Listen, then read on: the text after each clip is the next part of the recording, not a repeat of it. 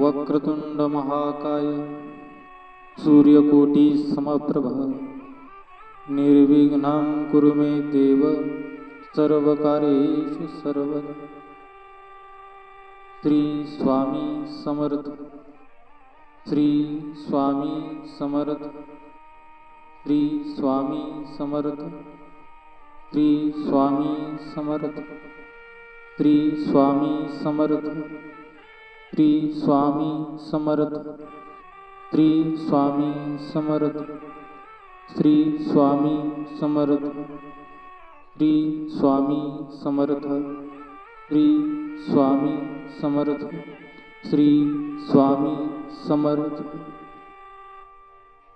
गुरुर्ब्रह्मा गुरुर्विष्णु गुरुर्देवो महेश्वरः गुरुर्साक्षात् परब्रह्म तस्मै श्री गुरवे नमः। जय जयाजी निर्गुणा, जय जयाजी सनातना, जय जयाजी अगहरणा, लोकपाला सर्वेशा।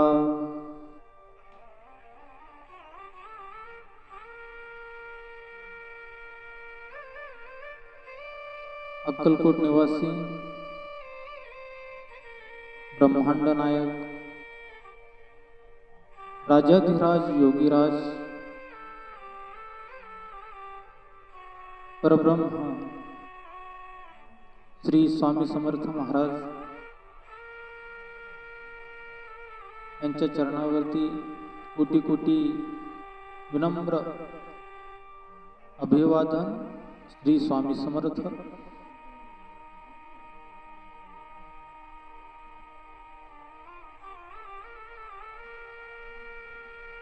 दत्तगुज वाहिनी आणि या दत्तगुज वाहिनीच्या माध्यमातून आजचा 6वा दिवस, दुपारचे 2 वाजलेले, सर्व दत्तदेसांना उत्कंठ आहे। आजच्या कथेमध्ये नेमकं काय?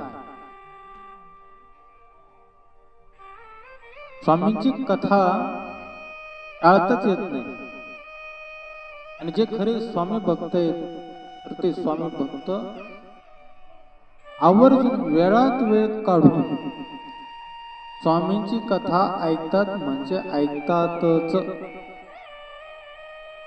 भले ते कितीही व्याप असू द्या, संसाराचा असू द्या, कामाचा असू द्या,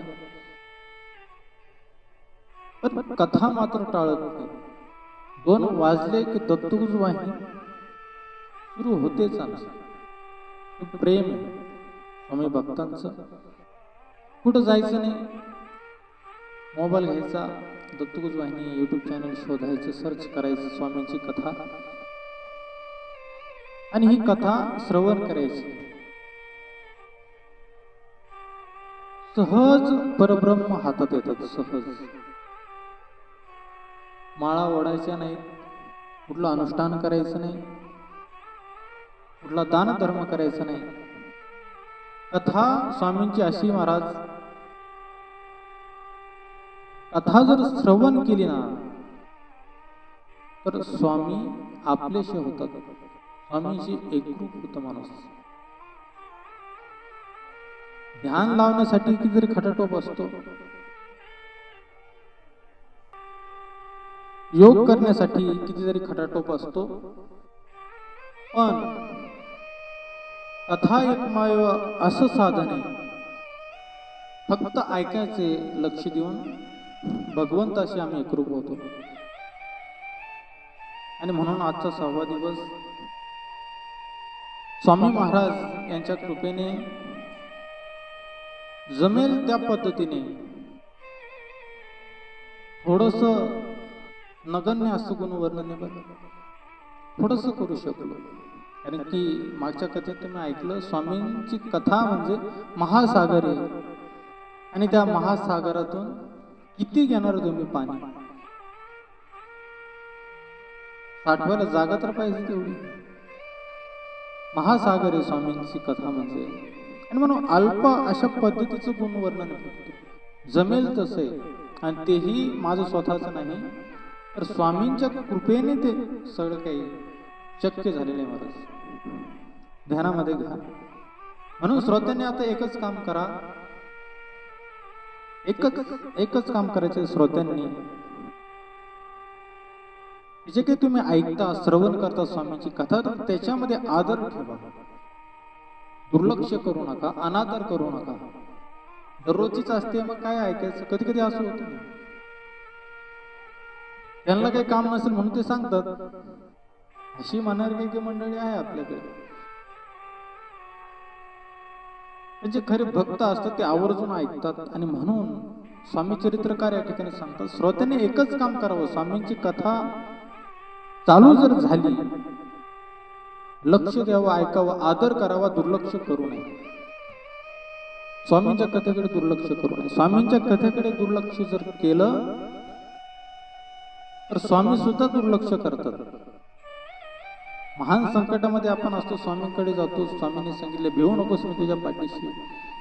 आणि त्या संकटात असताना एखाद्याने स्वामींचा धावा केला आणि जर स्वामी म्हटले आता मला वेळ नाही, जाऊ दे, तुझं तू निपटून घे, नाही जमत. एक आशा असते की स्वामींनी यावं, कुठल्या तरी रूपात काहीतरी माझ्यासाठी मदत करून जावी. आणि म्हणून एरवी ज्यावेळेस आपण सुखात असतो त्यावेळेस भजन भगवंताचं करणं हे दुर्लभ आहे. सुख में दुख में, कबीरजींचा एक दोहा आहे, दुख में सब भजन करे, सुख में ना करे कोई. कबीरजी महाराज म्हणतात, ऐका बरं, दुख में सब भजन करे, सुख में ना करे कोई, और सुख में जो भजन करे, दुःख काहे का होय. सुखामध्ये जर भजन केलं ना महाराज, तर त्याला दुःख होणारच नाही. परंतु माणसं दुःखात भजन करतात आणि सुख आलं की भगवंताला विसरून जातात. आणि म्हणून स्वामी चरित्रकार सांगतात, अनादर करू नका. संकटात आहात त्यावेळी स्वामींचे जरूर आठवण काढा, स्वामींना जरूर तुम्ही हक मारा, आर्ततेने स्वामी येतील. परंतु ज्यावेळेस तुम्ही सुखात असाल त्यावेळेस दत्तगुज वाहिनीवरती जी काही कथा चालू आहे स्वामी चरित्राची, दुर्लक्ष करू नका, ऐका. स्वामी कळतील थोडेफार का होईना. आणि त्याच्याचमुळं या ठिकाणी श्रवणामध्ये, ऐकण्यामध्ये, स्वामीच्या कथेमध्ये आम्ही प्रत्येकाने आदर धरावा, दुर्लक्ष करू नये, लक्ष द्यावं एकाग्र भावनेने. स्वामींच्या चरणावरती आम्ही नतमस्तक व्हावं. अक्कलकोट नगरीमध्ये श्री स्वामी समर्थ महाराजांचं कार्य चालू आहे. कालच्या कथेमध्ये आपण पाहिलं की स्वामी महाराजांना तुम्ही कितीही अमाप पैसा, किती श्रीमंत असलात, काय म्हणतात ना, सोन्याचा चमचा घेऊन जन्मणारे काही काही असतात, गर्भ श्रीमंत त्यांना म्हणतात, असताल तुम्ही, ती पण स्वामीची कृपा असते म्हणून. बरं, आपल्या जगात काहीच नाही. आपल्या जगामध्ये एक गाडगा आणि लाकडं एवढंच, ते पण तिथपर्यंत येतं, त्याच्या पुढे एकट्याला जावं लागतं. भगवंताने दिलं तर प्राप्त होतं, ती त्याची कृपा असते. आणि म्हणून त्या भगवंताला विसरू नये. अक्कलकोट नगरीमध्ये श्री स्वामी समर्थ महाराजांचं कार्य चालू आहे. मालोजी राजे भोसले त्या अक्कलकोट नगरीचे राजे, त्या राजगादीवरती विराजमान आहेत, छान राज्य करतात. ज्यांची स्वामी महाराजांमध्ये खूप भक्ती आहे महाराज. आणि स्वामी महाराज साक्षात परब्रह्म आहेत, साक्षात परब्रह्म, साक्षात भगवंत. आणि हे समजून जे काही मालोजी राजे तर ती सेवा करताय स्वामी महाराजांची. मध्येच विषय राहायला सांगायचा, कालच्या कथेतील तुम्हाला सांगत होतो की तुम्ही कितीही श्रीमंत असाल परंतु स्वामींना तुम्ही विकत नाही घेऊ शकत, भगवंताला तुम्ही विकत नाही घेऊ शकत. विनम्र भावाने जर तुम्ही सेवा जर कराल तर स्वामी तुमचे नतमस्तक होऊन जर स्वामी भजले, स्वामीच्या चरणावरती जर नतमस्तक झाला तर विनम्र भावाने शुद्ध अंतकरणाने तर स्वामी तुमचे. आणि म्हणून हीच कथा आहे.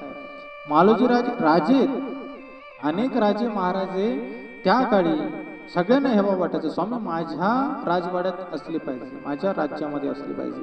कशामुळं? अहो काय ते मालोजी राजांच्या नावलौकिक झाला कोणी विचारत नव्हतं अक्कलकोट. आपण आज श्री स्वामी समर्थ म्हटलं की अक्कलकोट हे नाव जोडावंच लागतं ना विलाज. स्वामींची कृपा आहे तिथे.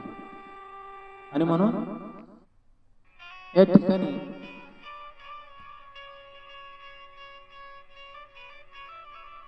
स्वामींची कृपा असल्यामुळे मालोजी राजांचं सुद्धा नाव मोठं झालं, अक्कलकोटचं सुद्धा नाव मोठं झालं. तेव्हा अनेक राजा महाराजांना वाटत माझ्या राज्यामध्ये स्वामी महाराज पाहिजे, माझं नाव मोठं होईल. परंतु दांभिक भक्ती, खोटी भक्ती, पैसा ओतायची भरपूर.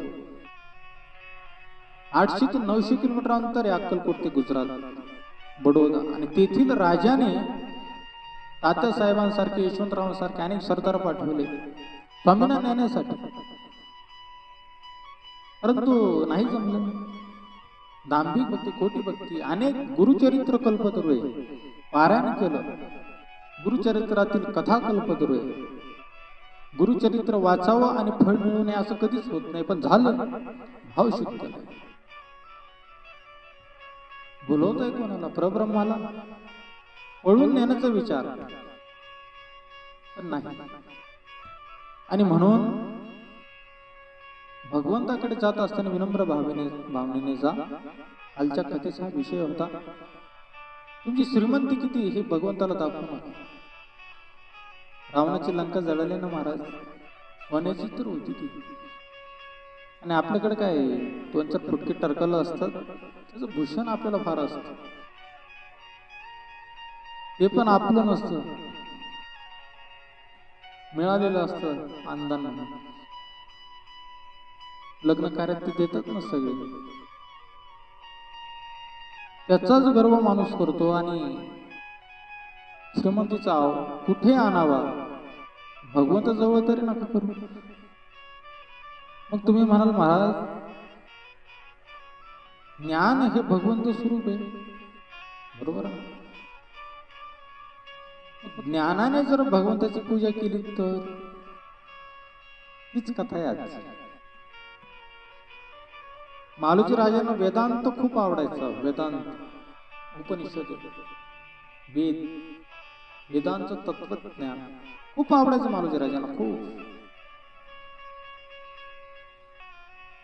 आणि ते दिवस रात्र वेदांत ऐकण्यामध्ये आपला वेळ खर्ची करायचा. काय ऐकावं? चांगलं ऐकावं महाराज. वेदांत ऐकणं चांगली गोष्ट आहे, कीर्तन ऐकणं चांगली गोष्ट आहे, दत्तगुरूवरून स्वामींची कथा ऐकताय गोष्ट चांगली.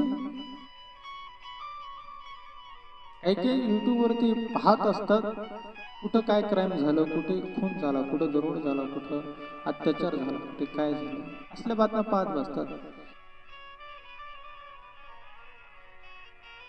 काय त्यातून काही भेटत तर नाही, परंतु पाहत बसतात. मोबाईलचा डाटा असतो, उडवायचा असतो, त्यांना सांभाळायचा असतो. पण त्यांनी जर स्वामींची कथा ऐकली, भागवत ऐकलं, रामकथा ऐकली, काही 4 गोष्टी ज्ञानाच्या त्याला प्राप्त होतील. शिव महापुराण ऐकलं, ऐका तुम्ही, अनेक ग्रंथ आहेत, संतांचे विचार आहेत, तुकोबरायांची गाथा ऐका, अनेक मोठमोठाले वक्ते, अनेक अंगाने अभ्यास करून अशा प्रकारचं विवेचन करणारे, विवरण करणारे अनेक नेते, अनेक भाषण करणारे, अनेक वक्ते. ऐका तुम्ही त्यांचं ज्ञानेश्वरी संबंधाने ऐका. अनेक मोठमोठे व्याख्याते, छत्रपतींचं चरित्र ऐका, प्रेरणा मिळते. महाराज काय ऐकावं याला सुद्धा महत्व आहे बरं. आणि म्हणून दत्तगुरूवरचे जे काही माझे दत्तगुरू आहेत खरंच मला त्यांचा अभिमान वाटतो की स्वामींची कथा आवर्जून ऐकतात. 2 वाजले की बसतातच ते मोबाईल घेऊन बसतात. नाही 2 वाजता जमलं नंतर व्हिडिओ असतोच आपलं उपलब्ध, काढतात, पाहतात, ऐकतात. मालोजी राजांना सुद्धा ऐकण्याचा छंद आहे, श्रवण करण्याचा छंद आहे. वेदांत श्रवण करावं मालोजी राजांचा छंद. आणि म्हणून चांगले चांगले मोठमोठाले जे व्याख्याते आहेत वेदांवरती, ज्यांची भाषणं प्रसिद्ध आहेत महाराष्ट्रामध्ये, महाराष्ट्राबाहेर ज्यांची गाजलेले आहेत, असे अभ्यासू तत्वज्ञ वेदांत या विषयावरती भाषण करणारे, त्यांना मालोजी राजे बोलवायचे अक्कलकोटला. त्याच्यामध्ये अनेक शास्त्री येऊन गेले. त्यांना शास्त्र चांगलं कळतं, त्यांना शास्त्री म्हणतात. माझं सुद्धा याज्ञिकी झालं होतं त्यावेळेस मला सगळे शास्त्री म्हणायचे. मी म्हणा शास्त्री नका म्हणून, सेवेकरी म्हणा. आणि तो सेवेकरी स्वामींचा असण्यात वेगळा आनंद आहे महाराज. उपाध्या लागल्या ना माणसाला जगू देत नाही. ज्यांच्याकडे उपाधी आहे ना तो असा मुक्त मनाने नाही जगू शकत. उपाधी असते ना नको, नाव खराब होईल. जो सर्वसामान्य कसाही जगला तरी जगू शकतो, पण उपाध्या जगून देत नाही. तर म्हणून स्वामींचा सेवेकरी चुकला तरी, सेवेकरी चुकतो, शास्त्री चुकला नाही, लोकांना जमतच नाही, मान्यच करत नाही. शास्त्री तुम्ही कसं काय चुकलं, उपाधी जगून देत नाही माणसाला. आणि म्हणून सेवेकरी व्हावं स्वामींचं.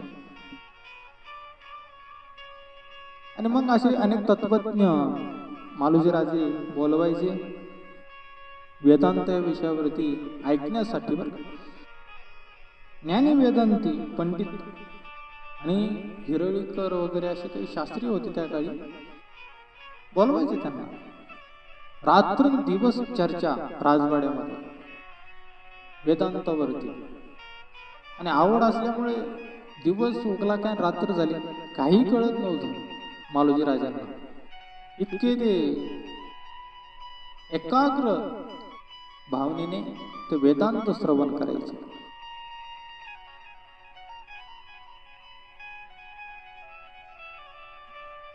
खूप आवड वेदांताची, खूप आवड, खूप आवड. प्रसंग असा आहे महाराज कथेतील, मुंबई शहरामध्ये त्या काळी 1856, तो काळ बरं 18व्या शतकातली गोष्ट सांगते तुम्हाला, आजची मुंबई नाही. आणि त्या काळी इंग्रजांचं शासन होतं आपल्या भारतावरती. अनेक ख्रिस्ती मशनरी त्या काळी यायच्या, बायबल सांगायचे ते. आणि आपली बरेचसे लोक धर्मांतरण करायचे त्या काळी. धर्म सगळे चांगले आहेत, परंतु परधर्म भयावह गीतेने सांगितलं. आपला धर्म आपण सोडू नये.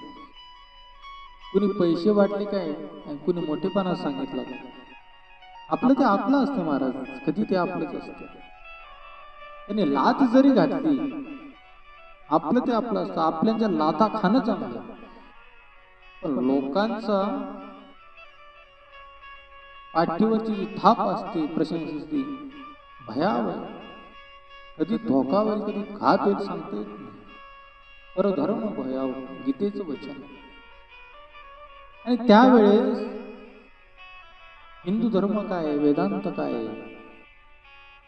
या विषयी अनेक भाषण देणारे काही प्रमुख वक्ते होते या महाराष्ट्रामध्ये. आणि त्याच्यामध्ये एक नाव फार प्रसिद्ध झालं होतं त्या काळी, फार प्रसिद्ध, मुंबई शहरामध्ये फार प्रसिद्ध. मुंबईत त्या काळी मोठमोठ्या सभा, जवळपास 50 ते 70 सभा ज्यांनी गाजवल्या आयुष्यभरात. शिक्षण काहीच नाही, शिक्षण घरची गरिबी असल्यामुळे अल्प आहे, पण ज्या महात्म्याने ते सभा गाजवल्या आणि अनेक मुद्दे खोडले परधर्मीयांचे. त्यांच्या धर्मातील जे काही तत्वज्ञान आहे त्याचे अनेक मुद्दे खोडले वेदांताच्या माध्यमातून. आमचा धर्म श्रेष्ठ, असे असणारे एक व्याख्याते त्या काळी मुंबईत होते. तुम्ही म्हणाल त्यांचं नाव? त्या व्याख्यात्याचं नाव होतं विष्णुबुवा ब्रह्मचारी. काय नाव होतं? विष्णुबुवा ब्रह्मचारी. इतिहासामध्ये आपण शिकला असाल विष्णुबुवांचं कार्य, विशेष दखल इतिहासामध्ये सुद्धा विष्णुबुवांचं. प्रबोधनामध्ये त्यांनी विशेष असं कार्य केलेलं आहे. आणि मग असे असणारे ते विष्णुबुवा ब्रह्मचारी नाव लौकिक आहे मुंबई शहरामध्ये.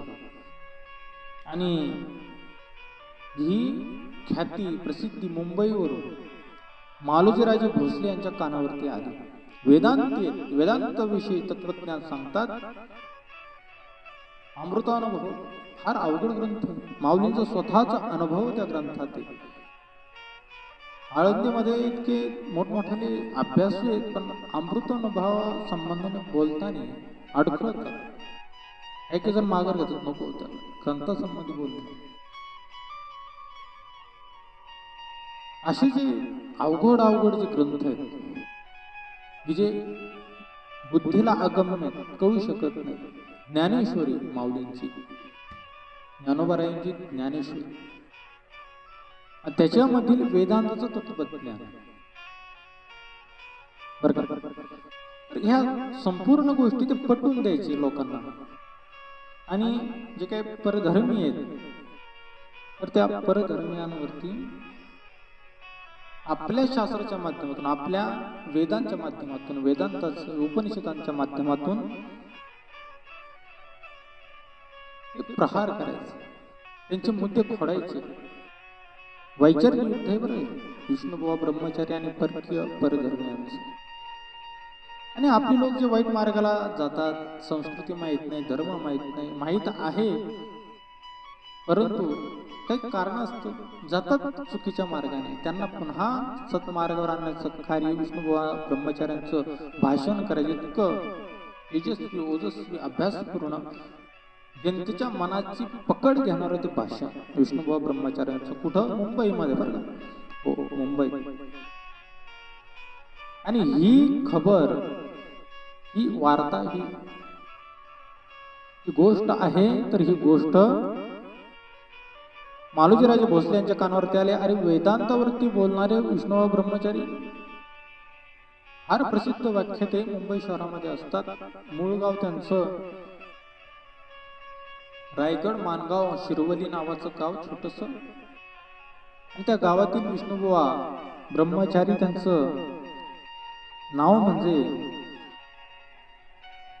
विष्णू गोखले, विष्णू भिकाजी गोखले असं त्यांचं मूळ नाव. परंतु त्यांना विष्णुबुवा ब्रह्मचारी हे जनतेने दिलेलं प्रेमाचं नाव. जीवनभर वेदांताचा प्रचार केला, जीवनभर हिंदू धर्म जिवंत ठेवण्यासाठी कार्य केलं महाराज विष्णुबुवांनी. आणि असे विष्णुबुवा ब्रह्मचारी त्यांना आपण आता अक्कलकोटला घेऊन यावं. कारण की मालोजी राजांना सुद्धा छंद वेदांत ऐकण्याचा. आणि त्या मालोजी राजांना मनामध्ये असा एक विचार आला, त्यांना असं वाटलं की आपण या विष्णुबुवांना घेऊन आता अक्कलकोटला येऊ आणि त्यांच्याकडून वेदांत श्रवण करू. ऑलरेडी बऱ्याच व्याख्यात्यांना त्याने बोलवलं होतं, बऱ्याच जणांना इनाम दिले, जमिनी दिल्या, पैसे दिले, द्रव्य दिलं मालोजी राजांनी. तसं विष्णुबुवांना सुद्धा बोललं. परंतु विष्णुबुवा आता मुंबईमध्ये एवढे प्रसिद्ध आणि मुंबईची माणसं इकडं सोलापूरला आणायची म्हणजे थोडं अवघडच गोष्ट. कारण जे प्रसिद्ध असतात ना त्यांना आणायचं म्हटलं अवघड गोष्ट असते. त्यांचे चार्जेस वेगळे असतात, त्यांची सुविधा तशी झाली पाहिजे, बऱ्याचशा गोष्टी असतात त्याच्या प्रसिद्ध असतात त्याच्यामुळे. विद्वान सर्वत्र पूज्यते, पूजा होते पण विद्वत्ता पाहिजे. ज्याच्याकडे ज्ञान त्याला कोण विचारतंय महाराज, कोण ऐकते त्याच. आज अनेक चॅनल आहेत युट्यूबवरती, कोणी ऐकत नाही, दत्तगुरूच ऐकतात. ते तर ऐकायला मिळतं, चांगलं ऐकायला मिळतं. ज्ञान आहे स्वामींच्या कृपेने ना. हे महत्वाचं. माझं नाही सांगत बाबा, स्वामींची कृपा सांगते तुम्हाला. ज्ञान आहे स्वामींच्या कृपेने आहे, हे वाक्य आहे माझं ध्यानात. विद्वान सर्वत्र पूज्यते. आणि म्हणून विष्णुभावांना आणायचं म्हणजे सोपी गोष्ट नव्हती. ते मानतील न मानतील, ते परवानगी देतील, येतील इतका लांब दूरवर, सोलापूर कुठे, मुंबई कुठे, खटाटोप केला मालोजी राजांनी. राजे होते ते, प्रतिष्ठेचे असतात समाजामध्ये. कधी कधी त्यांच्या बोलण्याला किंमत असते, मान देतात प्रसिद्ध व्यक्ती सुद्धा. नाही, राजे ते मालोजी राजे अक्कलकोटचे. इतके मोठ्या राजांनी आपल्याला आमंत्रण दिलं, बोलावलं, आपण तर गेलंच पाहिजे. आणि म्हणून विष्णुभावांनी त्यांची जी काही विनंती आहे तर ती मान्य केली आणि त्यांनी होकार दिला, मी अक्कलकोटला येतो. वेदांतावरती प्रवचन करण्यासाठी, वेदांतावर भाषण देण्यासाठी, वेदांतावरती मार्गदर्शन करण्यासाठी. मालोजी राजे तुमची इच्छाच आहे मी अक्कलकोटला यावं, तर मी येतो, नक्की येतो, 100% येणार, म्हणजे खात्रीने येणार, विश्वास ठेवा.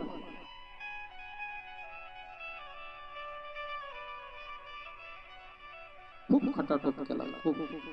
विष्णुबुवा मानतात. मालोजी राजे यांच्या शब्दाला मान देऊन वेदांतावरती भाषण देण्यासाठी, चर्चा करण्यासाठी अक्कलकोटला विष्णुबुवा आलेले. वेदांतामध्ये पारंगत आहेत.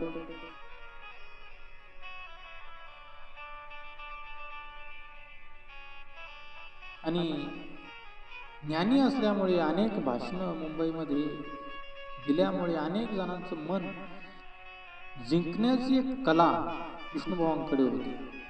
वेदांताचं तत्वज्ञान जर सांगितलं ना, मानलंच पाहिजे. ते ही एक सांगण्याची खुबी असते, कला असते. वक्त्याचं भाषण करण्याची सुद्धा एक कला असते. लोकांच्या मनावरती राज्य पकड करणं सोपी गोष्ट नाही आहे महाराज. असे मोठमोठाले वक्ते, मला तर तसं भाषण नाही करता येत, स्वामींची कृपा आहे म्हणून थोडंफार बोलतो मी. तरी माझ्यावरती दत्तगुरूवर भरपूर प्रेम करतात तुम्ही सगळे. तुमचं प्रेम आहे महाराज. विष्णुबुवा भाषण करायचे वेदांतावरती आणि श्रोत्यांचे जे चित्त आहे असं स्वतःकडे खेचून घ्यायचे, आकर्षित करून घ्यायचे. रात्रंदिवस राजवाड्यामध्ये, मालोजी राजांच्या राजवाड्यात अक्कलकोट नगरीमध्ये ब्रह्मचारी बुवाईंची वेदांत चर्चा चालू झाली. रात्रंदिवस, रात्र एक दिवस काही कळत नाही मालोजी राजांना. आणि ब्रह्मचारी बुवा सुद्धा फार रमले अक्कलकोटच्या त्या मालोजी राजांच्या राजवाड्यामध्ये. रात्रंदिवस एकच चर्चा, वेदांत. मालोजी राजा या ठिकाणी ऐकायचे. ब्रह्मचारी बुवा काय सांगतायत वेदांताविषयी, काय बोलतायत, अमृतानुभव, ज्ञानेश्वरी, विविध ग्रंथ प्राकृतातील, मराठी मायबोलीतील, संस्कृत वेदांत, उपनिषद. मालोजी राजे एकाग्रतेने ऐकायचे महाराज, एकाग्रतेने. आजवर अशी भाषणं कुठं ऐकलीच नाहीत मालोजी राजांनी, कुठेच ऐकली. आणि ही भाषणं ऐकायला मिळाली फक्त विष्णुबुवा ब्रह्मचारी यांच्या मुखात. समाधान वाटलं मालोजी राजांना, खरंच समाधान वाटतंय की विष्णुबुवा ब्रह्मचारी यांना अक्कलकोट नगरीमध्ये आणलं. समाधान. गावाकडे प्रसंग असतो, गावातला एखादा मनुष्य असतो, त्याला त्यात इंटरेस्ट असतो परंतु ज्ञान नसतं. आवड असते पण ज्ञान नसतं. आवड असणं आणि ज्ञान असणं दोन गोष्टी बरं. ज्ञान नसतं, वक्ता नेमका काय सांगतो, सांगतोय चांगला पण काय सांगतोय ज्ञान नसतं. आणि मग गावामध्ये त्याचं एखादं व्याख्यान वगैरे ठेवलं जातं. दुसऱ्या दिवशी त्या गावामध्ये चर्चा चालते महाराज. सगळ्यांची चर्चा असते, कोणी आणला होता रे तो, कोणाला काम नव्हतं. असे काही काही वक्ते असतात महाराज आपल्याकडे, आणि असे काही काही कार्यकर्ते असतात आणणारे. या ठिकाणी मालोजीराजांची कथा आहे, स्वामींच्या चरित्रामधली. समाधान मालोजीराजांना पूर्ण विष्णुबुवा ब्रह्मचार्यांनी वेदांत चर्चा करावी, व्याख्यान करावं, भाषण करावं, आणि मालोजीराजांनी ऐकावं एकाग्रतेने, समाधाने पूर्ण. मनातील विकल्प निघून गेले. आनंद आहे मालोजीराजांच्या मुखावरती, प्रसन्नता आहे. विष्णुबुवांचे प्रवचन भाषण ऐकून, वेदांतावरती चर्चा ऐकून, आणि त्या सर्व ग्रंथांचं बुवाने विवरण करायचे. त्यामुळे मालोजीराजांना तो आनंदच. परंतु सोबत जे कोणी बसलेले असायचे ऐकायला, गावातील अजून काही ज्यांना छंद आहे असे मंडळी, त्यांना सुद्धा खूप आनंद वाटला. अरे विष्णुबुवा आले बरं का, खूप आनंद वाटला. अक्कलकोट नगरीमध्ये विष्णुबुवांचं आम्ही ऐकलं, वेदांत चर्चा, आनंद वाटला. अशी वेदांत चर्चा एवढ्या सोप्या पद्धतीने विवरण कोणीच सांगितले नाही महाराज, कोणीच सांगितले नाही. आनंद वाटला, जनता सुद्धा आनंद पावली. सगळे लोक विष्णुबुवा ब्रह्मचार्यांची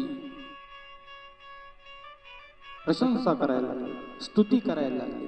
विष्णुबुवा खूप छान वेदांत चर्चा करणार. अक्कलकोट नगरीतली गोष्ट आहे बरं. दत्तदेशी बुवांची खूप ख्याती झाली, खूप प्रसिद्धी झाली. मुंबईमध्ये प्रसिद्ध असणारे विष्णुबुवा ब्रह्मचारी आता अक्कलकोट नगर, अक्कलकोट परिसरामध्ये, या सोलापूर जिल्ह्यामध्ये प्रसिद्धी त्यांना मिळाली. वेदांत चर्चा दररोज सतत राजवाड्यामध्ये चालू आहे. आणि हा जो प्रसंग चालू होता ना, हा जो प्रसंग, तर हा प्रसंग ज्या राजवाड्यात घडत होता, मालोजीराजांच्या राजवाड्यात घडत होता, तर त्या ठिकाणी त्यावेळेस त्या काळामध्ये भक्तजनांचं जे माहेर आहे महाराज, भक्तांचं जे माहेर आहे, आणि जे प्रत्यक्ष दत्त अवतार आहेत, आणि जे यती वर्य आहे, सर्व संन्याशांमध्ये सगळ्यांचे बॉस आहेत, यतिवर्य आहेत, यतीश्वर आहेत, असे असणारे श्री स्वामी समर्थ महाराज. आणि माझे स्वामी, त्यांचं कार्य त्या अक्कलकोट नगरामध्ये त्या काळी चालू होतं महाराज. त्यांचं कार्य चालू होतं. आणि असे असणारे श्री स्वामी समर्थ महाराज त्या काळी त्या अक्कलकोट नगरामध्ये राहत होते.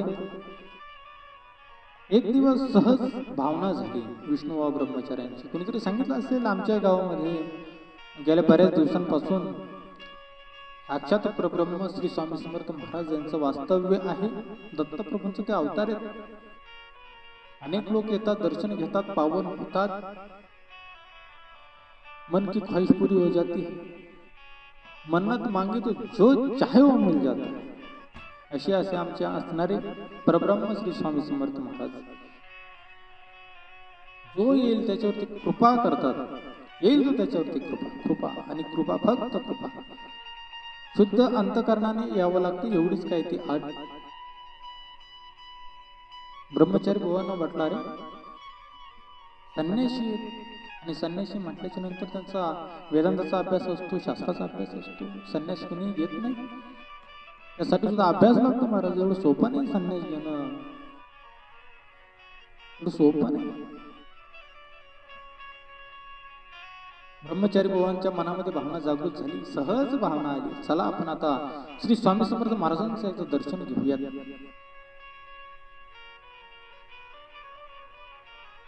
अनेक श्रेष्ठ मंडळी सोबत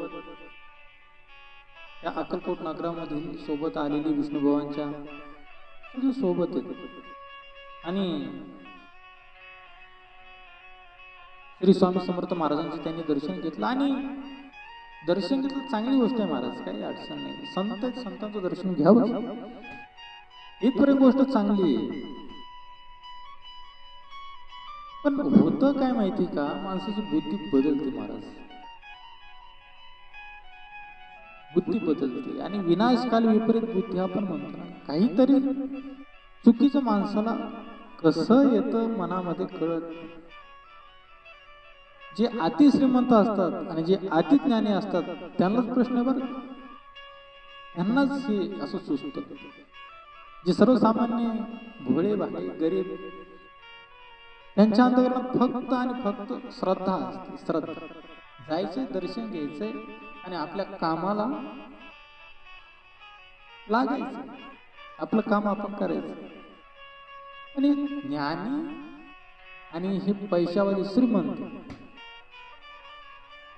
यांच्या बुद्धीमध्ये कधीही काय बुद्धी पालट सांगता येत नाही, काय विचार डोक्यात सांगता येत. दर्शन घेतलं विष्णुभावांनी श्री स्वामी समर्थ महाराजांचं, ठीक होतं ना, ठीक होतं, ठीक होतं, चांगलं होतं. फिरायचं माग, दरबारात दर्शन घेतलं, परब्रह्म साक्षात श्री दत्त आहेत, कलियुगामध्ये अवतरलेले. पण नाही, बुद्धी बदलच थोडी. ज्ञान आहे ना, ज्ञान हे गप्प बसत नाही महाराज. ज्ञान जर असलं ना तर त्या ज्ञानाचा एक अभिमान असतो. गुरुचरित्रामध्ये सुद्धा 2 ब्राह्मण होते, तुम्हाला माहिती. वेदाची एक शाखा त्यांनी पाठ केली, एक वेद त्यांनी पाठ केला. जे काशी पासून ते निघाले थेट कन्याकुमारी पर्यंत त्यांना जायचं होतं, अनेक ठिकाणी जायचे. आणि आम्ही विचारू ते तुम्ही उत्तर द्या. तुम्हाला जर उत्तर नाही देता आले तर जयपत्र लिहून द्या, आम्ही जिंकलो तुम्ही हारलो. असं करता करता ते गाणगापूर पर्यंत आले. श्रीगुरु म्हटले, अरे वेद हे कुठं वाचावेत, कोणाला हरावं, कोणाला जिंकावं, कुठं वादविवाद करावं. मुळात वादविवाद शास्त्रावरती करणं हेच मूर्खपणा आहे. श्रीगुरूंनी त्यांना समजावून सांगितलं, नाही ऐकलं. हार्ट अटॅकने मेले, हृदय विकाराने मेले, हृदय शूल त्याला म्हणतात गुरुचरित्राच्या भाषेत. हार्ट अटॅकने मेले श्रीगुरूंच्या अवकृपेमुळे. कधी श्रीगुरूंनी कोणाला शाप दिला नाही, परंतु शास्त्र धर्म आणि त्या धर्माला ग्लानी आणण्याचं काम ज्यावेळेस होतं, ज्यावेळेस अभिमानी लोक वाढतात, त्यावेळेस मात्र शासन करायला श्रीगुरु मागं पुढे पाहत नाही. दत्त महाराज मागं पुढे पाहत नाही, क्षमा करत नाही. धर्माच्या रक्षणासाठी संत आहेत आणि म्हणून ते कुठली काही किंमत चुकवायला तयार असतात. पण धर्म आमचा अबाधित राहायला पाहिजे, भले ते आमची माणसं असो किंवा परकीय असो, काही आम्हाला घेऊन नाही. धर्म टिकवण्यासाठी संत. आणि म्हणून विष्णुभाऊ ब्रह्मचारी अक्कलकोटला गेलेत. वेदांताची चर्चा चालू, ख्याती झाली, प्रसिद्धी झाली, सगळी सुख सुविधा सगळ्या गोष्टी विष्णुभावांना प्राप्त झाल्यात. मालुजीराजेंना सुद्धा आनंद झाला, जनतेला सुद्धा आनंद झाला. आणि कोणीतरी सांगितलं, या अक्कलकोट नगरीमध्ये श्री स्वामी समर्थ नावाचे एक यतिवर्य वास्तव्यास आहेत. अनेक भक्तगण त्यांचे दर्शन घेतात आणि आनंदित होतात. विष्णुभावांना वाटलं, चला आपणही जाऊया, दर्शन घेऊया. गेले, स्वामी महाराजांचं दर्शन घेतलं, इथपर्यंत ठीक होतं. परंतु विष्णुभावांना या ठिकाणी काय आठवलं महाराज आहे का? विष्णुभावांना असं वाटलं, हा संन्यासी आहे. कोण? परब्रह्म श्री स्वामी समर्थ महाराज. हा संन्यासी आहे, तर संन्यासाचं लक्षण याच्यामध्ये खरोखर आहे का, हे आपण जरा तपासून पाहू.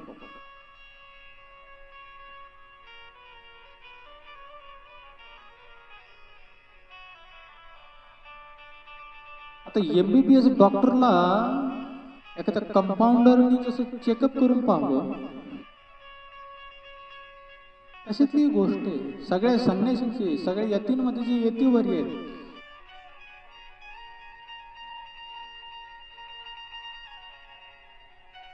अवघड प्रश्न आहे मला. विष्णुबुवा त्यांना काय माहिती नाही, त्यांना फक्त ज्ञान प्रदर्शित करायचं, ख्याती मिळवायची, प्रसिद्धी मिळवायची. समोर कोण आहे काय माणूस विसरत, ज्ञानाचा अभिमान समोर कोण आहे, त्याची काय पात्रता आहे, त्याची काय तपश्चर्या आहे, मला तो कोण आहे विसरतो माणूस. माझं मोठे पण झालं पाहिजे आणि हा मीला पोषण मिळण्यासाठी, हा मी मोठा झाला होण्यासाठी नको ते खटाटोप करतात, कोणाला काही विचारते, समोर कोण आहे काय आहे भानच राहत नाही त्यांना. धनकवडीचे शंकर महाराज यांचा प्रसंग मी या शब्दावरून आठवलं मला. एक जण गेला धनकवडीच्या शंकर बाबांकडे गेले. आता शंकर बाबा आहेत ते, आणि शंकर बाबांना त्याने विचारलं म्हणे महाराज मी मोठा कधी होईल. शंकर महाराज म्हटले मी मेल्यावर होशील. शंकर महाराज काय म्हटले मी मेल्यानंतर मोठा होशील. त्याने एवढ्यावर तरी शांत राहावं ना मला. शंकर महाराजांना तो विचारला महाराज तुम्ही कधी मरणार रे. अरे मी मरेल म्हणजे साधूंचं वाक्य कळायला पण अक्कल लागते. मी म्हणजे अंतकरणातला मीपणा, अंतकरणातील अहंकार ज्यावेळेस गळून पडेल त्यावेळेस तू मोठा होशील, विनम्र होशील त्यावेळेस तू मोठा होशील. शंकर महाराजांचं वाक्य सुद्धा कळत नाही आणि मोठे होण्याचं स्वप्न बाळगतोय. पात्रता आहे का हो मोठं होण्याची महाराज. आणि म्हणून या ठिकाणी विष्णुबुवा स्वामींना तपासून पाहतायत की संन्यासाचं लक्षण याच्यामध्ये आहे का, आपण चेकअप करू, थोडं तपासूया.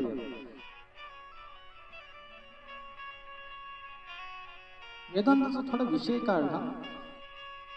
ब्रह्मचारी बुवांनी चर्चा केली स्वामी महाराजांसोबत आणि प्रश्न विचारला स्वामी महाराजांना, जे साक्षात परब्रह्म आहेत, ब्रह्मस्वरूप आहेत, स्वतः ब्रह्म आहेत, स्वतः भगवंत आहेत, ईश्वराची मूर्ती साक्षात श्री दत्त आहेत. त्या स्वामी महाराजांना ज्यांनी 300 वर्ष तपश्चर्या कर्दळी वनामध्ये केली, 350 वर्षानंतर अनेक तीर्थटनांचं भ्रमण करून करून अक्कलकोटलाचे रमलेत असे स्वामी महाराज बर.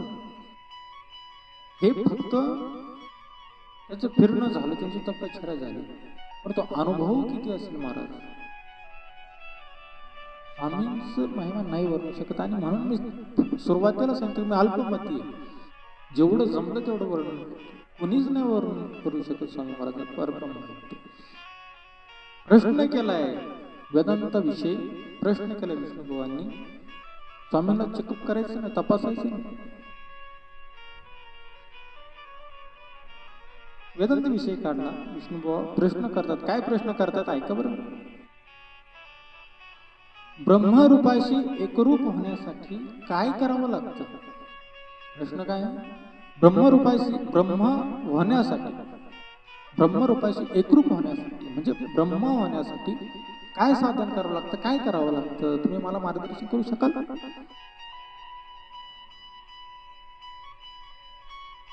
स्वामींनी हे वाक्य ऐकलं.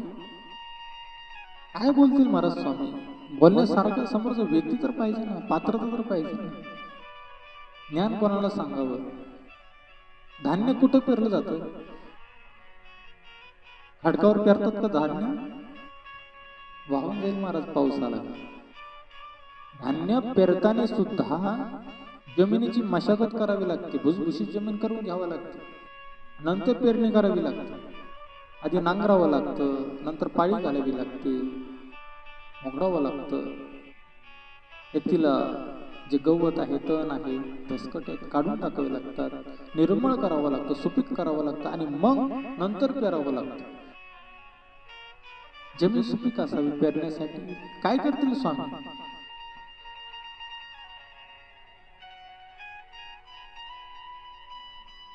पुस्तकी ज्ञान भरपूर आहे, परंतु अंतःकरणामध्ये थोडासा सुद्धा बदल नाही.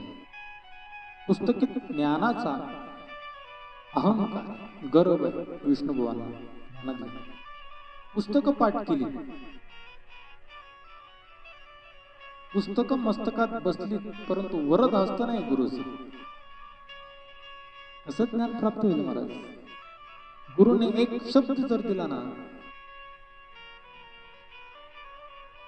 कुठलंच पारायण करू नका, कुठलाच ग्रंथ वाचू नका, सगळं प्राप्त होतं. श्री स्वामी समर्थ. गुरुची कृपा फार महत्वाची. आणि म्हणून काय असतील नाही तर काय करतील स्वामी महाराज, फक्त हसतायत, मोठमोठ्याने हसतायत. विष्णुभावाकडे विष्णुभाव म्हणतात, अरे मी प्रश्न विचारतोय संन्याशाला, आणि हा संन्याशी मात्र विचित्र पद्धतीने विचित्र वृत्तीने फक्त हसतोय. तोंडाने स्वामी काही बोलतच नाही, विष्णुभावाला बोलतच नाही, फक्त हसतात, मोठमोठ्याने हसतात स्वामी, मोठमोठ्याने हसतात. आणि अशी स्वामीची विचित्र वृत्ती त्या विष्णुभाव ब्रह्मचार्याने पाहिली, आणि ते स्वतःच्याच मनाशी फुटफुटले, मनालाच ते बोलले स्वतःच्याच.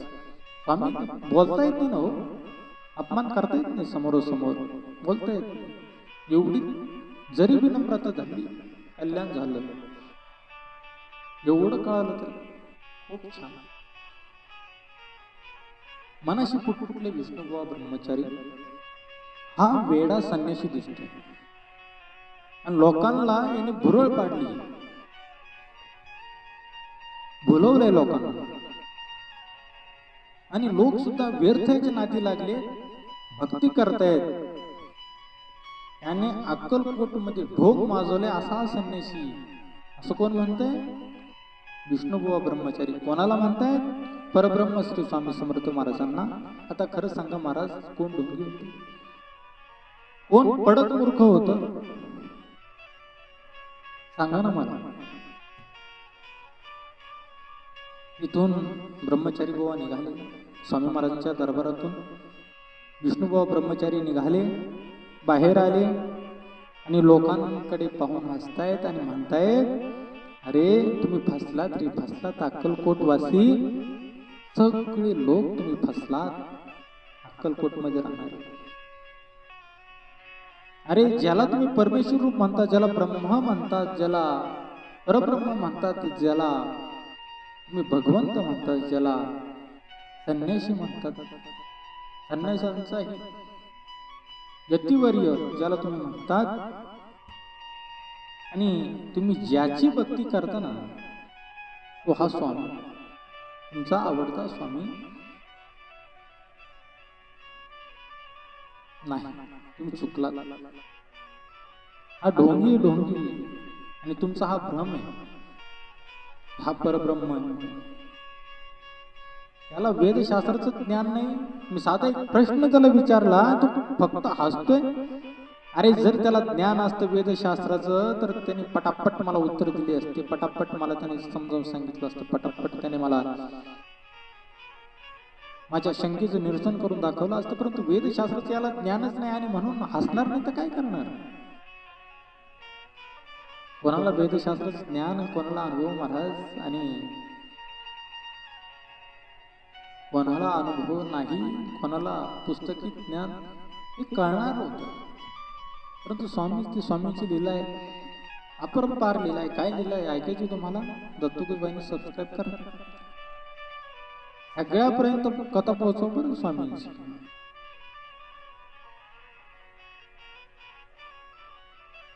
ढोंगी वेदशास्त्राचं ज्ञान नाही,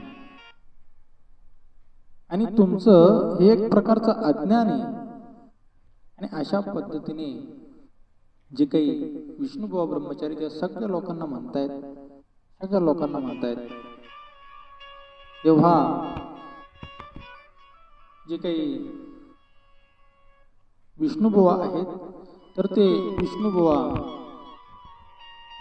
दिवसभर त्यांनी वेदांत चर्चा वगैरे केली. त्यांचा नित्यनेम जो होता मालोजी राजांच्या राजवाड्यामध्ये, तर ते सगळ्या गोष्टी त्या संपन्न झाल्या, आणि रात्र झाली. नित्यनेम वगैरे सगळं काही उरकला, आणि रात्री जे काही ब्रह्मचारी बुवांना मालोजी राजेने जी काही खोली दिली होती, जी काही रूम होती त्यांची, तर त्या रूम मध्ये, त्या खोलीमध्ये झोपण्यासाठी गेलेले विष्णुबुवा त्या रात्री. स्वामींची भेट झाली, तो प्रसंग सगळा घडला. दिवसभर वेदांत चर्चा मालोजी राजांच्या राजवाड्यात झाली. संध्याकाळी जेवण वगैरे, भोजन वगैरे झालं. नित्यनियम सगळं काही विष्णुबुवांचा काय असेल तो असेल, सगळा नित्यनियम उरकला आणि रात्र झाली म्हणून ते त्यांच्या शयनगृहामध्ये, त्या ठिकाणी त्या अक्कलकोट नगरीमध्ये मालोजी राजांनी त्यांच्यासाठी जी व्यवस्था केली होती, तर त्या खोलीमध्ये ते विष्णुबुवा ब्रह्मचारी आणि त्यांच्या सोबत 2 पारशी त्यांची सवंगडी होती, सोबती होते, त्यांना घेऊन ते झोपायला गेले.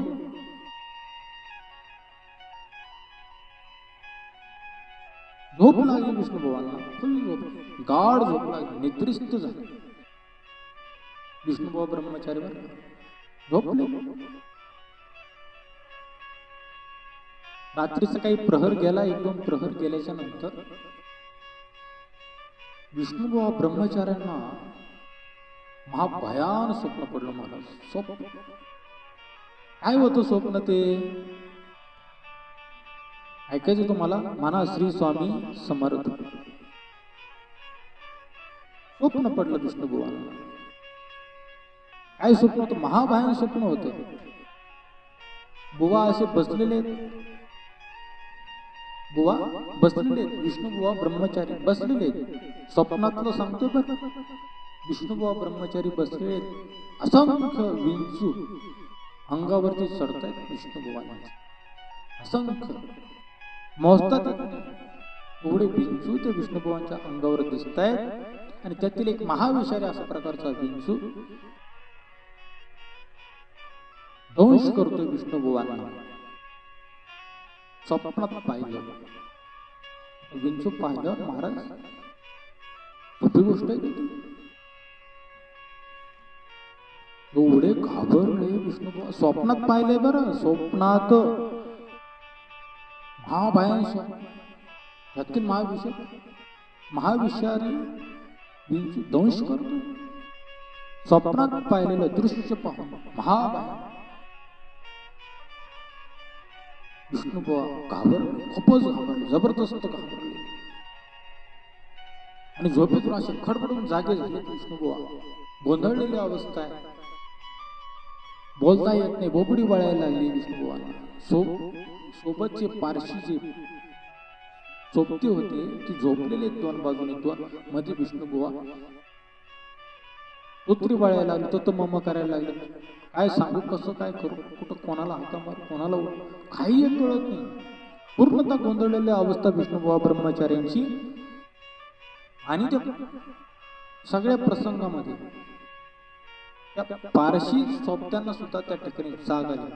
एखाद्या माणसाला जर शेजारचं स्वप्न पडलं, भयानक स्वप्न पडलं, असा गोंधळल्यासारखा झाला, त्याला तत्वमामा करायला लागला, तो आरबाळल्यासारखं करायला लागला, तर शेजारच्या माणसाने सुद्धा झोप उडते, तो सुद्धा जागा होतो. तसंच तर पारशी जे काही सोबते होते ते सुद्धा जागे झाले. विष्णुबुवा ब्रह्मचार्याकडे पाहतायत. बुवांना एक शब्द देखील बोलता येणार, तत्वमामा करायला बोबडी वळली त्यांना म्हणतात.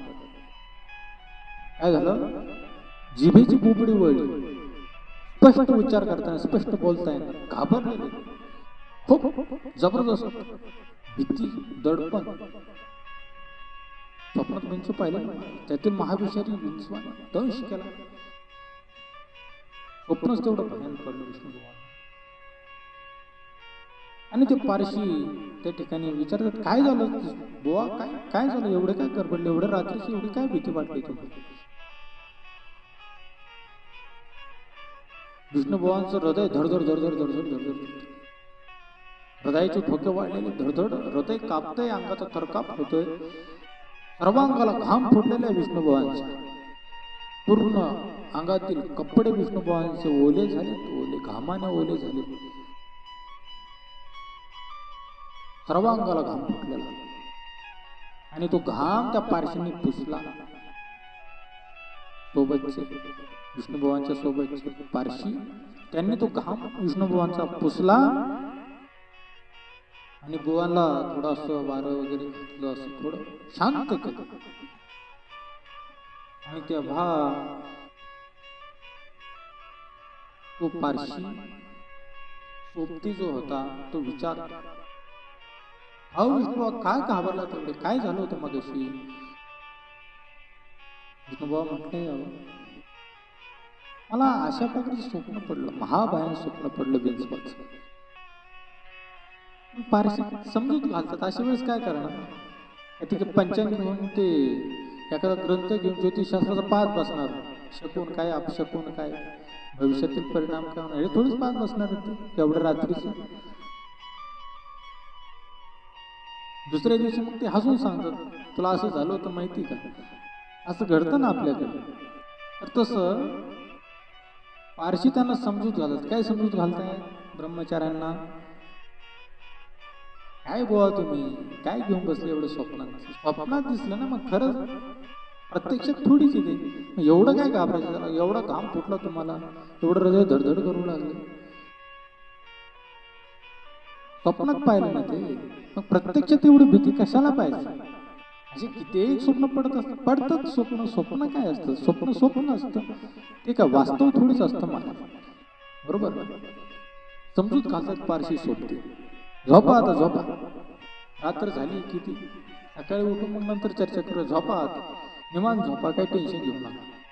एवढी छान खोली दिली मालूजी राजांनी आपल्याला, सगळी सुख सुविधा आहे इथे. आम्ही दोघे पारशी तुमचे सोबती आहोत, तुमचे शेजारी झोपले लांब पण नाहीत कुठे, की तुम्ही एकटे कुठे पडलात नाही, तुम्हाला सोबत आम्ही. भ्यायचं कशाला एवढं? झोपा, निवांत झोपा. स्वप्न पडतच असतं, स्वप्नाचं एवढं काही नसतं. पारशी जे आहेत, सोबती जे आहेत दोन, समजूत घालतायत विष्णुबुवा ब्रह्मचार्यांना. विष्णुबुवा झोपतात, झोप लागते. दुसऱ्या दिवशी विष्णुबुवा उठतात. आता त्यांनी पिच्छा धरला संन्यासाचा. यतिवर्य परब्रह्म श्री स्वामी समर्थ महाराजांचा. काल नाही उतर तर आज जाऊन पाहू, आज काय सांगतो काय, कुठून एखादा ग्रंथ चाळला असेल, अभ्यास केला असेल, विष्णुबुवांची समजूत आज काय म्हणतो ब्रह्म संन्याशी, जाऊन पाहू आपण त्याच्याकडे. विष्णुबुवा ब्रह्मचारी दुसऱ्या दिवशी पुन्हा स्वामी महाराजांकडे जातात.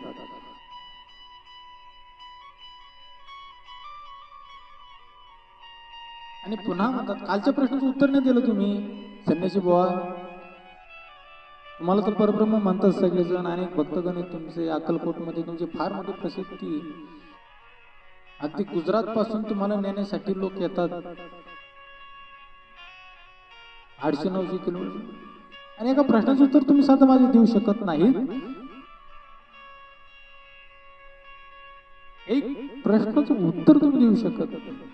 वेदांतातील ब्रह्मरूपाशी एकरूप होण्यासाठी नेमकं काय करावं लागतं, काय साधन आहे शास्त्रामध्ये सांगितलं. एक प्रश्न, साधा प्रश्न. तुमच्यासारख्या संन्याशाने त्याचं उत्तर दिलंच पाहिजे, अपेक्षित आहे मला.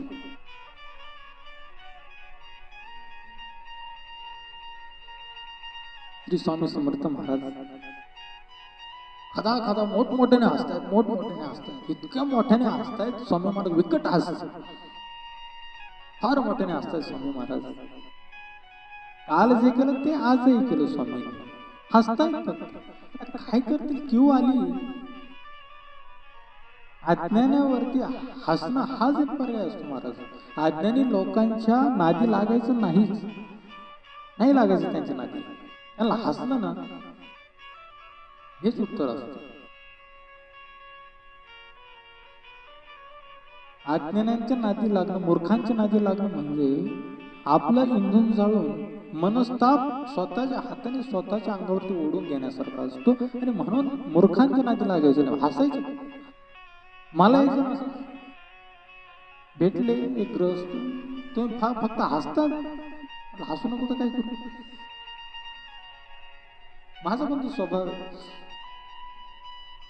स्वामी चरित्रातूनच शिकलो मी, फक्त हसायचं, बोलायचं नाही. का? तुझी लायकीच नाही बोलण्याची, ही तुला कळत नाही आमच्या हसण्यातून.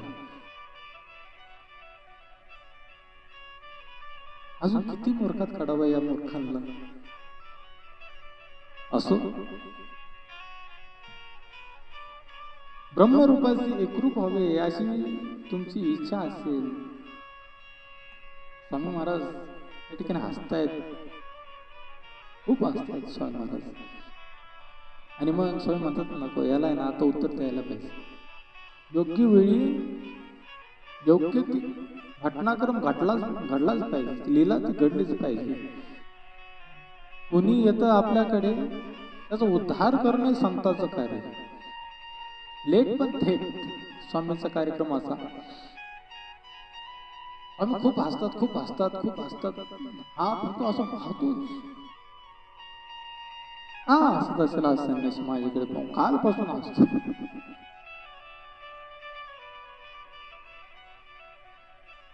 स्वामी ठरवतं त्याला उत्तर देऊ आपण आता. स्वामी समर्थ महाराज म्हणतात, अरे ब्रह्मस्वरूपाशी एकरूप व्हावं असं जर तुझी इच्छा असेल, विष्णुबुवा ब्रह्मचारी अशी जर तुझी इच्छा असेल, तर कार्य मालिक सांगतोस का विष्णुबुवा? रात्री तुझ्या स्वप्नामध्ये विंचू आले, यातील एकाने तुला दंश केला, फारच घाबरला रे तू. अंगावरती चढत होते ना, फारच घाबरला. स्वप्नात विंचवाला एवढा घाबरलास, आणि मला म्हणतो ब्रह्मरूपाशी एकरूप व्हायचे तुला, आतरत आहे का रे तुझी? अरे ब्रह्म सर्वत्र सारखे, सर्वत्र सारखे ब्रह्म. मुंगीपासून ते हत्तीपर्यंत ब्रह्म सारखंच आहे, भगवंत व्यापलेला आहे. त्या विंचवामध्ये तुला ब्रह्म नाही करे दिसला रात्री? एवढा काय घाबरलास त्याला? त्याचा एक देह आहे, त्या देहामध्ये जो परमात्मा असतो, आणि तुझ्या अंतःकरणामध्ये, तुझ्या हृदयामध्ये जो परमात्मा असतो, तो सारखाच नाही करे विंचवाचा आणि तुझा हृदयातील परमात्मा ब्रह्म? असं तुला का वाटलं नाही का? ते विंचवाला स्वप्नात पाहून घाबरलास, प्रत्यक्ष जर दिसला असतास मुंबई गाठली असतीस. बरोबर? थोडस भाव सांगतो तुम्हाला, वाक्य थोडी जास्तीची सांगतो, पण भाव समजावून तुम्हाला येण्यासाठी सांगतो. आम्ही काय म्हटले, रात्री विंचवाला स्वप्नात पाहून का भिलास? एवढाच प्रश्न विचारला स्वामींनी त्याला, विष्णुबुवा. एवढाच प्रश्न. काही गोष्टी मी थोड्या वृद्धी करून सांगतो, मोठ्या करून सांगतो. त्याचं कारण म्हणजे असं की ते तुम्हाला कळायला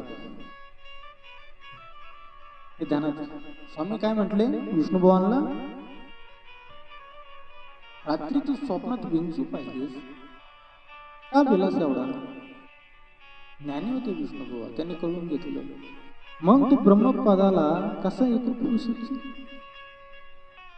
याचा भावार्थ तुम्हाला मागे सांगितलं मी. जे आहे ते आपलं स्पष्ट आहे महाराज, आपल्याला लपवता येते. आणि मग त्या ठिकाणी ब्रह्मरूपाशी एकरूप होणं तुला एवढं सोपं वाटलं? अरे कष्ट करावे लागते त्यासाठी, फुकट काही हाताला येत नाही. विष्णुबुवांना स्वामी महाराज सांगतायत, फुकट हाताला येत नाही, कष्ट करावे लागतात. स्वामी समर्थ अवतार कार्य करायचे. महाराज 350 वर्ष तपश्चर्या कर्दळीवनात केली आहे, सोप्या गोष्टी नाही आहेत. आणि असले नमुने समोर येणारच, त्यांना उत्तर काय द्यायची? तपश्चर्या लागते तेवढी. फुकट नाही हाताला येत ब्रह्मपद, परब्रह्मपद. त्यासाठी तपश्चर्या करावी लागते, त्यासाठी कष्ट करावे लागतात. फुकट काही मिळत नाही. एवढं सोपं वाटलं एक वाक्य विचारणं. ब्रह्मरूपाशी तदाकार होण्यासाठी, ब्रह्मरूपाशी एकरूप होण्यासाठी काय करावं लागतं? अरे पुस्तकी ज्ञान घेऊन माणसं मोठे कितीक होतील, कित्येक होतील, पण अनुभव घेण्यासाठी महाराज देह जाळावा लागतो त्या मेणबत्ती सारखा. आणि तेव्हा कुठे प्रकाश पडतो आणि लोक मग मागे पडतात आणि म्हणतात, बोला परब्रह्म श्री स्वामी समर्थ भगवान की जय. 350 वर्षाची तपश्चर्या आहे महाराज श्री गुरुची. कर्दळी वनामध्ये एकांतात, तिथे चित्तपाखरूने हिंसर श्वापत आहेत, फक्त अरण्य. आणि त्या ठिकाणी एकांतामध्ये तपश्चर्या. फुकट नाही येत महाराज त्या गोष्टी हातात, फुकट नाही. फुकट जगात काहीच मिळत नाही, कर्मच करावं लागतं. स्वामींनी समजावून सांगितलं, विष्णुभुवांना पटलं, विष्णुभुवांना पटलं महाराज.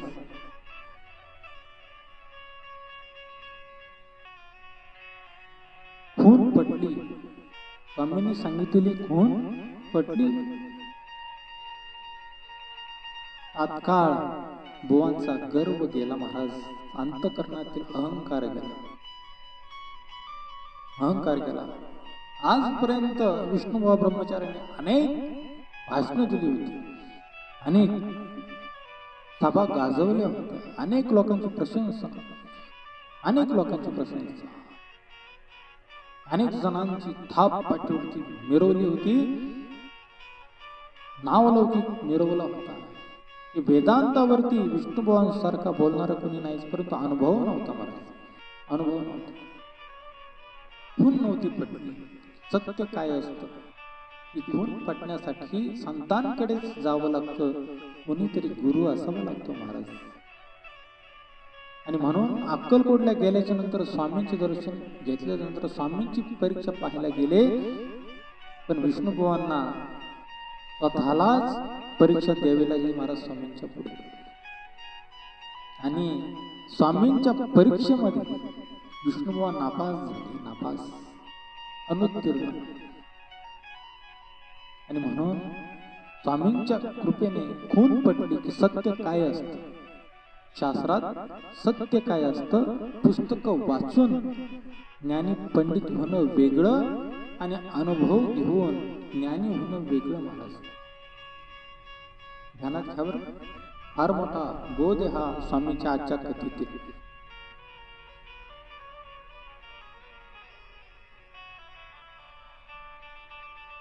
विष्णुबुवा खून पटली, विष्णुबुवा अहंकार गळाला, गर्व गळाला, जळून खाक झाला अहंकार. आणि विष्णुबुवांचे जे डोळे ना महाराज, विष्णुबुवांचे डोळे प्रेमासुरांनी डबडबले. डोळ्यांमधून प्रेमाच्या, भक्तिभावाच्या धारा विष्णुबुवांच्या डोळ्यामधून अशा वाहायला लागल्यात महाराज. अहंकार गळालेला आहे. अंतःकरणामध्ये स्वामींच्या चरणाविषयीचं प्रेम हे उत्पन्न झालेलं आहे. आणि या डोळ्यामध्ये प्रेमाश्रू एवढे दाटून आले महाराज, हे डोळे असे डबडबले. विष्णुबुवांचे डोळे भरून आले, प्रेमाश्रू विष्णुबुवांच्या डोळ्यामध्ये तरळत आहे. कंठ असा सदगतीत झालाय महाराज, विष्णुबुवांचा कंठ सदगतीत झालाय. आणि त्याच दिवसांपासून स्वामींच्या चरणावरती विष्णुबुवांची अवीट भक्ती चढली, अवीट भक्ती. विठ्ठच आला नाही स्वामींच्या सेवेचा, अवीट भक्ती त्याला म्हणतात. आणि अशा पद्धतीने अहंकार पळाला. आणि विष्णुबुवा खऱ्या अर्थाने आज 50 ते 70 भाषण देऊन सुद्धा विष्णुबुवा वेदांती म्हणून जरी मिरवत होते, परंतु खरे वेदांती नव्हते. परंतु आज स्वामींच्या कृपेमुळं ब्रह्मपदाला तदाकार होण्यासाठी जी पात्रता लागते, तर ती पात्रता आज विष्णुबुवांच्या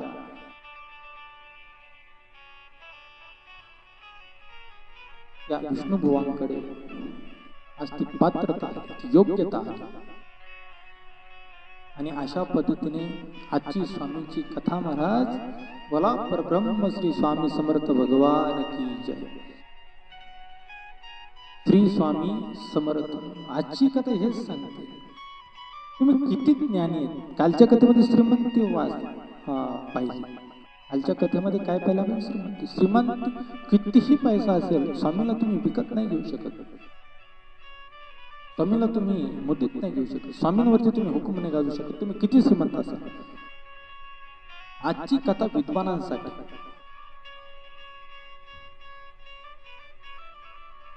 तुम्ही कितीही विद्वान असाल, किती पंडित असाल, पण स्वामींच्या पुढे तुमचं ज्ञान काही कामाचं नाही.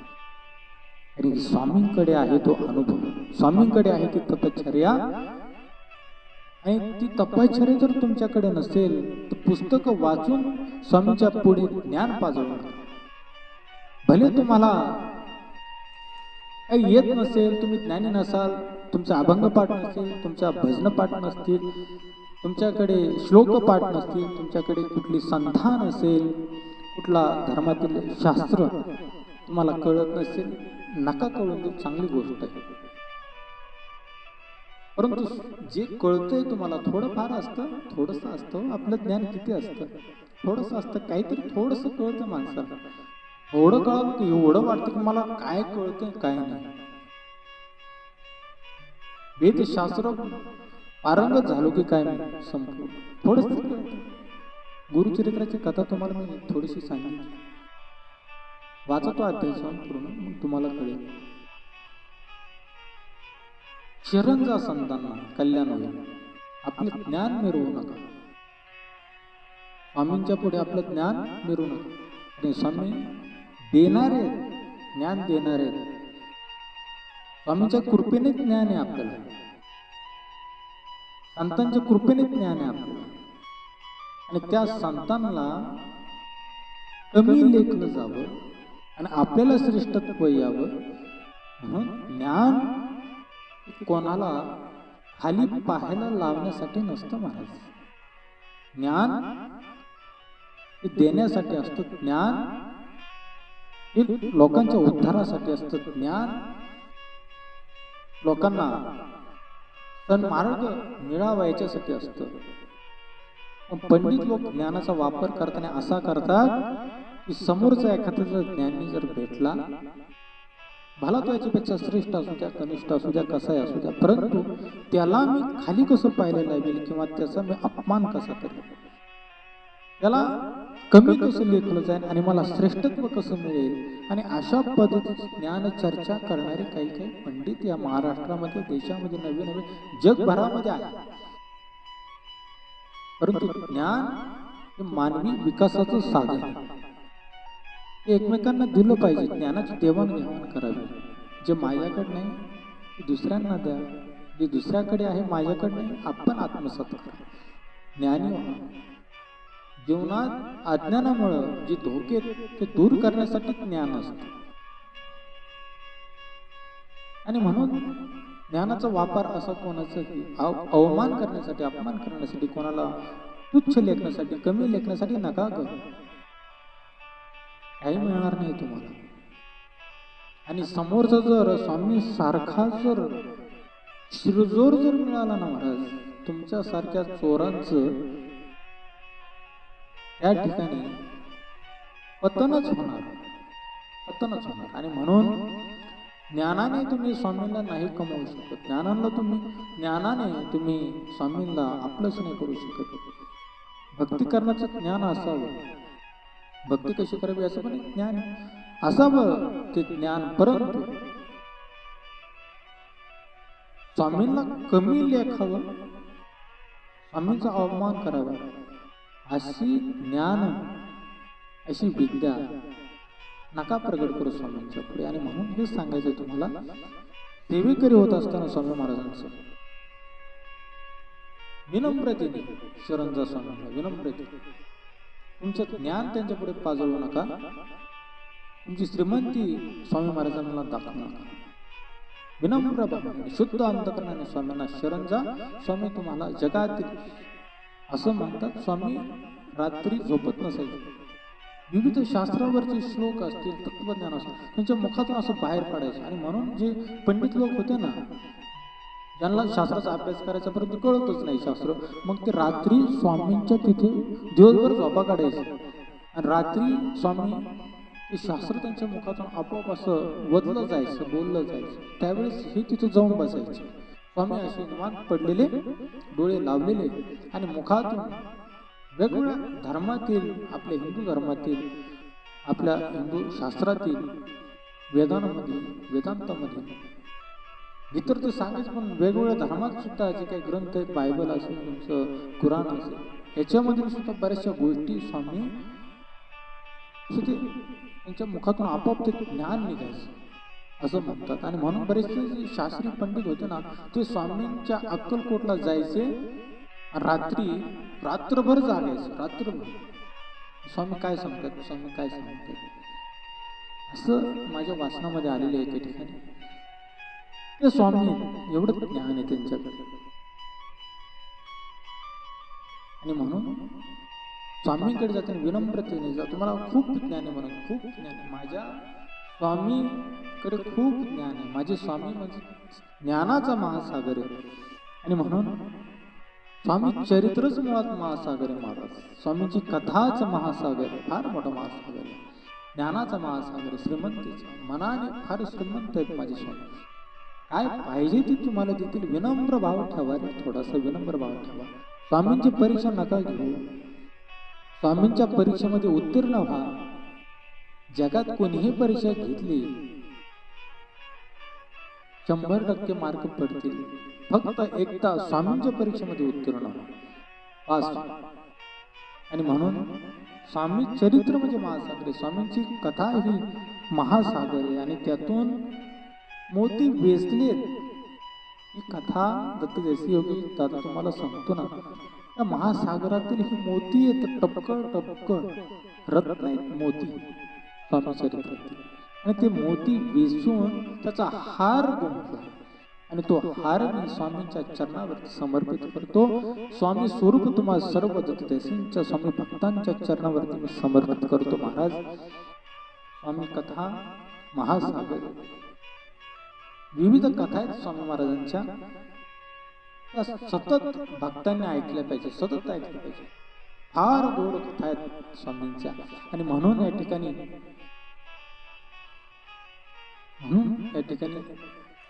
दत्तुकूज वाहिनीवरून प्रसारण सर्व स्वामी कथांचं होत आहे. तुम्ही सगळ्यांनी एक गोष्ट ध्यानात ठेवा की स्वामींचं जर व्हायचं असेल तर विद्वत्ता दाखवू नका, श्रीमंत दाखवू नका, फक्त शुद्ध अंतःकरणेचा भाव दाखवा. स्वामींना विनम्रपणे शरण जा. सगळं ज्ञान तुम्हाला बहाल करतील. सगळी जगातली श्रीमंती तुम्हाला स्वामी बहाल करतील. अरे स्वामींकडे स्वतःसाठी काहीच नाही महाराज. लोक लज्जेसाठी लंगोट तेवढा स्वामींनी लावलाय आणि ते दिगंबर आहे. सगळे इथून तिथून स्वामींनी पूर्ण शरीर मोकळे, मन मोकळे, अंतःकरण मोकळे, भक्तांसाठी सगळं काही दिलेलं आहे स्वामी. स्वामींना फक्त एवढंच वाटतं, माझ्याकडे विनम्र भावनेने तरी आहे. ताट, अहंकार, गर्व याने फुलून येऊ नका.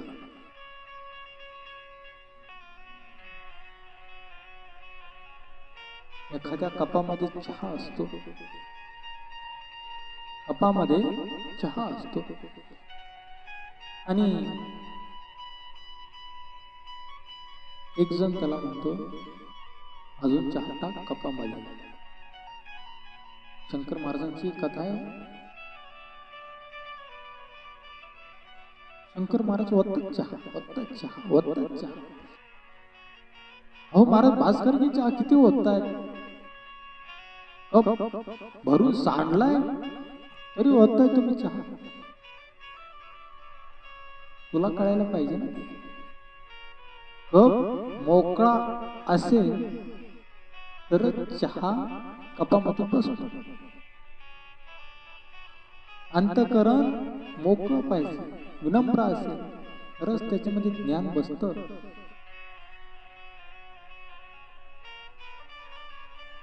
गर्वाने अहंकाराने जर भरलेलं अंतःकरण असेल महाराज, कुठलं ज्ञान त्याच्या अंतःकरणामध्ये, त्याच्या डोक्यामध्ये आम्ही घुसवावं, आधीच भरलेलं आहे. म्हणून कोरे असाल, मोकळे असाल अतिउत्तम, पण भरलेले असाल अजून प्रयत्न करावे लागतात. कारण की भरलेलं कपाळ काढण्यासाठी विशेष प्रयत्न असतात. ध्यानात घ्या बरं. जे काही सामान आहे डोक्यामध्ये, जे काही गबाळ आहे ते काढण्यासाठी विशेष प्रयत्न करावे लागतात, स्वच्छ धुवावं लागतं, ब्रेन वॉश, ब्रेन वॉश. आणि नंतर मग ते ज्ञान भरावं लागतं, फार मोठं आठाटोप्या. त्यापेक्षा मोकळे राहा, विनम्र राहा, स्वामींकडे जा, त्रास होणार नाही, ज्ञान मिळेल. आजच्या कथेमधून एवढंच.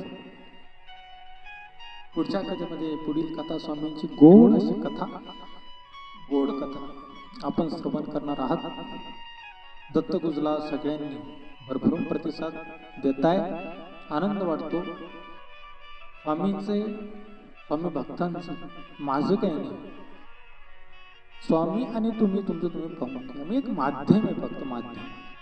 आणि त्याच्याचमुळं तुम्ही सगळ्यांनी जो काही भरभरून प्रतिसाद दिला स्वामींच्यासाठी दिला, खूप आनंद वाटतो. असाच भरभरून प्रतिसाद द्या. स्वामींची कथा ऐका, दररोज नवीन नवीन ऐकायला मिळेल. आजच्या कथेमध्ये एवढंच. भेटूया पुढील कथेमध्ये. तोपर्यंत सगळ्यांना श्री स्वामी समर्थ. अवधूत चिंतन श्री गुरुदेव दत्त. अवधूत चिंतन श्री गुरुदेव दत्त. अवधूत चिंतन श्री गुरुदेव दत्त. परब्रह्म श्री स्वामी समर्थ भगवान की. परब्रह्म श्री स्वामी समर्थ भगवान की. परब्रह्म श्री स्वामी समर्थ भगवान की.